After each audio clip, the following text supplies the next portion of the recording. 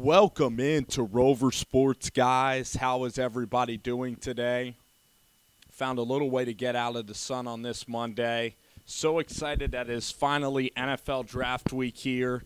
Everything this season has culminated. Everything in this draft season has culminated to this day, which is going to be this Thursday. And I'm really excited for the draft. I wanted to do my opening video, and it has to do a little bit with some of the draft rumors that are circulating around the Cleveland Browns pick. And I wanted to just say this right now, and I wanted to get this on the record. I wanted to get this on the record right now so that we can go back and we can analyze how this prediction worked out, and then you guys can say your prediction. It's time this week to give our final answers on whether quarterbacks will succeed in the NFL draft. This quarterback class is one of the most intriguing groups that we have because, like last year, we have a big-armed quarterback in Josh Allen from Wyoming.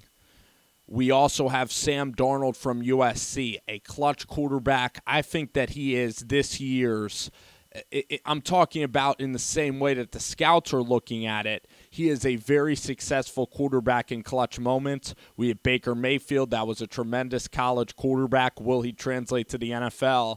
And then we have Josh Rosen from UCLA. I wanted to say this to the New York Jets. I wanted to base this video pretty much to the New York Jets and also the Browns. If you are the Cleveland Browns, I'll start at that, and you are John Dorsey, as a general manager, your job should be to pick the best player that you see fit. I mean, John Dorsey, you're a guy that has been through the ranks. You have earned your job as an NFL general manager. Your job is not to listen to the pulse of Twitter. It's not to listen even to me. It's not to listen to the fans. I mean, your job is a little bit to take into account what the fans want. I guess you do want to listen to them in part because that's what gives us a little bit of power and leeway, and we do make your salaries. But the bottom line is that if you're John Dorsey, you have to decide with this first overall pick. You have to decide with your gut what is going to be most successful for the Cleveland Browns and what you value in a quarterback. And what John Dorsey has valued in a quarterback is he's valued a big arm and he's valued intangibles and tangibles, meaning he really values size. He values, everything that Josh Allen stands for, which is big hands. Does he look good? Can he be an NFL quarterback? Does he have the look of a quarterback? And Josh Allen at 6'5", just a huge arm. He just has an upside that is very, very rare at the quarterback position. That if you tailor the offense around Josh Allen, if you go play action, if you hit big-time throws, he's a guy that can sling it through the cold weather up there in Cleveland. He's a guy that will survive, I think, in Cleveland. He has the right attitude for Cleveland. So for John Dorsey, the fan base doesn't want Josh Allen, but you sometimes have to be brave enough as a general manager to make a stand and make a decision. And if you're going to be brave enough to change around a losing culture, you got to make unpopular decisions, and you got to be ready to stand on a limb for your decisions. And when I look at this NFL draft, my number one quarterback in this draft has been Baker Mayfield. It's been Baker Mayfield for the past couple of weeks, and he is my final answer at quarterback. He is a guy that no one wants to point to the on-field successes with Baker Mayfield.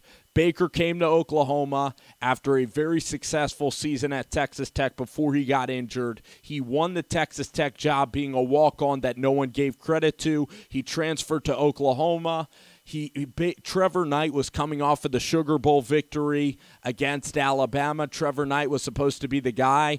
Baker Mayfield, he attended practice, and Bob Stoops didn't even know who Mayfield was. Mayfield then, I think, had to run the scout offense for, I believe Mayfield might have, he might have gotten cleared to play. I'm not sure if he had to, sit out a season. I don't think he had to. Bottom line, week 3 of winning the starting job, he went out and he decisively won over the team. He won the starting job from Trevor Knight.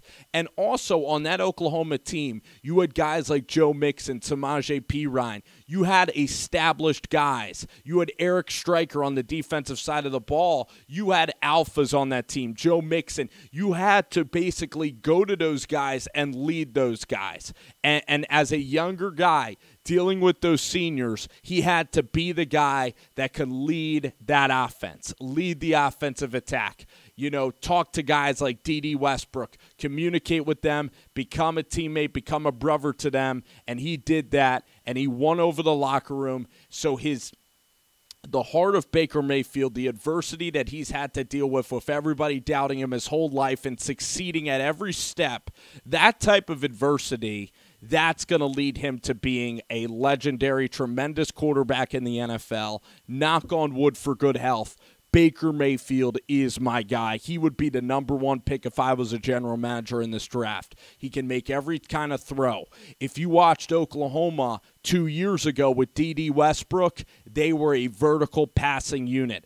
Baker would stretch the field. He has a huge arm. He could fit it in the tight windows. The people that don't like Baker Mayfield are people that are jealous of Baker Mayfield. They're fans of Texas. They're fans of the Georgia Bulldogs. What they want out of Baker Mayfield is they see a guy that is a threat. They dislike Baker because they are afraid of Baker Mayfield and his successes. And Baker Mayfield at every level has succeeded. He's answered the bell at every call. He's done everything that you would want to do as a quarterback. And he's not a running quarterback. He's not like Tebow. He's not like Lamar Jackson or even Robert Griffin. That is a primary running quarterback. He's a guy that can beat you from the pocket. He plays in an NFL type of system and makes NFL types of throws. He really does. And even though it's a spread system, Mark Helfrich just got hired by the Chicago Bears. The NFL is going towards a spread system and spread offense attack. Baker Mayfield utilized Dimitri Flowers in that fullback in ways that I haven't seen many do. He made Mark Andrews tremendous. How about Hollywood Brown? He was dealing with Lamb. Hollywood Brown. He had the youngest offense coming back, okay? He had Flowers. He had all these unproven guys because Mixon and Perine were gone. He also was a guy that had a 35-year-old coach, Lincoln Riley from East Carolina. He had to take Lincoln Riley with him, and he took Lincoln Riley in the Oklahoma program. He put them in the Rose Bowl, and they were within 5 minutes of playing for a national championship. I mean, 3 Big 12 outright championships, going to Stillwater and blasting the Oklahoma State Cowboys 3 times. He owned the Bedlam game. He rises to the occasion. He's everything that you would want in a quarterback. I think Baker's going to go down as one of the great ones. He's going to rally a team. He's going to be like a Russell Wilson. He is going to be electric for an offensive unit. I think Baker is a special kid, special character. The New York Jets need to take him at number 3 if they can. I don't think the Browns are going to take him. And this brings me to my next point, and the next point of the video is that I don't believe in Sam Darnold one bit. Out of all these quarterbacks, out of guys that can win from the pocket, Sam Darnold does fancy things outside of the pocket. Sam Darnold is quirky. For some reason, scouts love when guys can somehow step out of a pocket and make plays on a run, can make play, and it's nice, but can Sam Darnold win from within the pocket? And he's way too inconsistent with his drives, with his reads. Sam Darnold did have a great game against Penn State in the Rose Bowl a couple years ago, but his arm strength just isn't there. His command for the football, turning the ball over, taking deep shots. He doesn't take a lot of deep shots. And his windup, his delivery, the way that he functions as a quarterback, it's nowhere near Baker Mayfield, and it's nowhere near this guy that I'm going to say. It's nowhere near Josh Rosen. When you look at the personality of Josh Rosen, I think there are much more red flags than Baker Mayfield. Even though you look at Mayfield, you look at the crotch grabbing, you look at the drinking, Josh Rosen has more internal problems in that Can you coach Josh Rosen? As a coach, are you going to be able to basically instruct this guy, get on this guy, critique this guy? Is this guy going to take criticism? Is he going to take coaching well? And Josh Rosen, it's a mixed bag. Some coaches do not like Josh Rosen. As a high schooler, he was known as a guy that honestly would not do well with authority, thinks he knows better than the head coaches in the room, a smart aleck. That's what you're getting with Josh Rosen, is you're getting a guy that's a smart aleck, that's going to question everything, a millennial sort of character. And when people say he has other interests outside of football, that basically means that in his press conferences, he can put his foot in his mouth. He's going to talk about money. He's going to talk about politics. He's going to talk about wealth, religion. He's going to talk about everything. And part of your fan base is going to be alienated by this guy. When you're the CEO of a franchise, you got to look at who you represent, and sometimes you have to suppress things that you don't like. Okay, when you are the leader of the free world in a corporation. And Josh Rosen, he aired out some of his coaches. He talked all about how Alabama is paying athletes, and he made that huge claim, basically. And you could talk to a lot of people. They don't like Josh Rosen, and they don't really like the attitude and the things that he says. And if you like Josh Rosen, if you like the style in which he presents his thoughts, you're going to be a big fan. But Josh Rosen is different than Mayfield. Mayfield's a guy that you'll always support on your team, but Josh Rosen's the type of guy that'll insult your coaching staff, that will whine and pout. And that's not a good quality to have in a starting quarterback. But on the field, Josh Rosen is really a defined, tremendous prospect. When you put the heart aside, Josh Rosen is a guy that is absolutely tremendous. From the pocket, the way he throws the ball, the way he can read defenses, he's just exceptional on the field. It's a matter of, can he buy in? Can he change your culture? Can he affect the locker room in a really positive manner? Or is he just a super talented guy? You need to click. In football, as a quarterback, you need to be the CEO of an organization. It's a lot more than can you throw, can you read defenses, can you throw with anticipation. But on the field, Josh Rosen is light years ahead of what I see from Josh Allen. He is. The only guy that can compare to Josh Rosen is Baker Mayfield, but Josh Rosen on the field is just, I can see why Josh Rosen might be an incredible success at this level. The guy throws with anticipation. The guy has touch. He knows every kind of throw. He looks like a prototypical pocket passer, and he's built like a quarterback. And everything about this guy screams success. When you turn on the tape, when you ignore the intangibles, and when you pretty much put the intangibles in a better light and say that Rosen will mature, he'll put all his knowledge towards the coaches and the team, there's a chance that Josh Rosen is smart enough to do this and has the capability to do this. The other guy, there's two other guys that can maybe succeed out of this quarterback class. Josh Allen of Wyoming and Kyle Lauletta out of Richmond. And notice I did not say Lamar Jackson.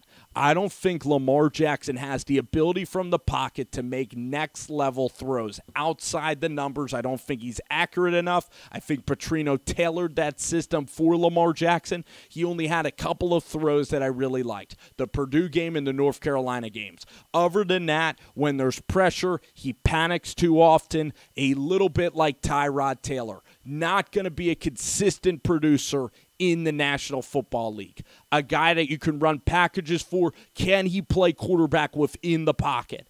I just don't think his arm is elite, and I don't think he manipulates defenses with his eyes, and he just needs to get down throwing with anticipation and basically manipulating a defense. Baker can do it. Josh Rosen can do it. Lamar Jackson has trouble doing that. When you look at Kyle Lauletta from Richmond, he is more like Trevor Siemian, a guy that throws off anticipation, great timing, played at a smaller school, but a guy that will be taken in the third round, and he will be a starter someday. He will have a chance to make it in the NFL. And then you look at Josh Allen, and from a throwing standpoint, this guy is absolutely incredible. One of the highest ceilings we have ever seen, and it's up to the coaches whether they will continue to develop Josh Allen. Josh Allen is raw, and with the wrong coaches, with the wrong general manager, Josh Allen, if he doesn't have a coach that is ready to take him in and ready to develop him and puts him into the fire too early, he could turn into a colossal failure in the NFL because Josh Rosen throws it in the coverage too much. He doesn't anticipate well. He throws it when guys are open, and he's a guy that is choppy with his footwork and is very inconsistent. But the ceiling is there. The potential is all there. And can you make it click? Can you have an elite quarterback room? You look at Doug Peterson. I think that he's a great quarterback room. You look at Matt LaFleur. You look at the guys in Chicago right now with Trubisky, Andy Reid. There are certain offensive coordinators that are tremendous with quarterbacks. And the question is, will Josh Allen land in that situation, or will Josh Allen not? I mean, could he go to Denver with John Elway? Could he develop there under Kubiak? Could he go somewhere where you have a great offensive, coordinator, great offensive mind? So those are my thoughts. The New York Jets should take Baker Mayfield in a heartbeat. Josh Rosen can succeed at this level. You have to put your emotions to the side if you want to be a general manager and you want to evaluate prospects, and that's what I'm doing. Do I want Lamar Jackson to succeed maybe more than a Josh Rosen? Probably. Same with a Josh Allen. Do you love the stories of Lamar Jackson and Josh Allen? Yes, but who is better on tape? It's Josh Rosen. When you watch the tape, it just glares right at you that Josh Rosen could be a successful quarterback in the NFL. Darnold is a good kid too, but Darnold is way too inconsistent. You know what he is? He's too fidgety for my liking, doesn't have an elite arm. He's a guy that we will look back on, and people will say, why did we rank Sam Darnold so high in the 2018 draft? That's what I'm telling you guys right now. I just laid it out, the quarterback roadmap. There are 3 guys that can absolutely make it. I'll put 4 in. Josh Allen, Lauletta, Rosen, and Mayfield. Other than those guys, everybody else will not really make it from this quarterback class. Thank you guys for watching this pretty long video. Appreciate y'all, and have a wonderful day.